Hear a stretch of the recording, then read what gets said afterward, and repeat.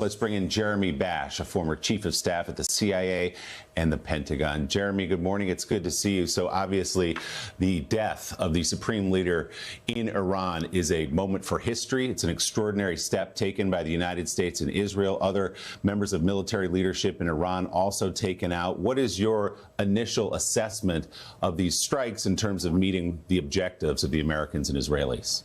Well, Willie, I remember that you and I spoke on October 7th, 2023, and in some respects, the events of the last 24 hours are a bookend to that because Israel, working closely with the United States, not only killed the leader of Hamas during the last 2.5 years, but also the leader of Hezbollah, and now the supreme leader of Iran, a hardliner who has ruled Iran for more than 3 decades, and that supreme leader was committed deeply, not only to Iran's nuclear program, but also to their missile program, to their Revolutionary Guard, and also to fomenting terrorism through surrogates and proxies against U.S. and other partners and allies around the region. So this is a major development.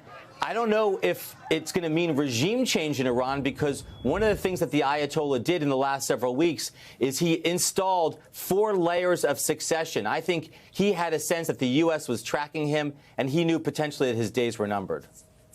So, Jeremy, we know from very recent history that regime change is much, much easier said than done, and perhaps the easiest part is taking out the leader. The question always is, what comes next? So what is your sense of that? What is the plan now for the months and perhaps years that follow? Well, I think it's going to not involve U.S. boots on the ground. I think we learned our lessons in Afghanistan, in Iraq, that it's very hard to bring a country from a dictatorship or an autocratic regime into a democratic ally. It has to be organic. It has to be from the people on the ground. There have been some encouraging demonstrations by Iranians around the world saying, you know, we're ready to take our country back. But this is not going to be easy because, as Richard and others pointed out, the Iranian government is still firmly in control. You can't have regime change from the end of an F-22, an F-35, or a Tomahawk missile. It's going to require some element, some presence on the ground. And so I think the United States needs to develop a strategy if it is really committed to this outcome. And of course, it was just last month that young Iranians took to the streets to voice their opposition to the regime, and thousands of them were killed brutally. Jeremy Bash, we always appreciate your expertise. Thank you.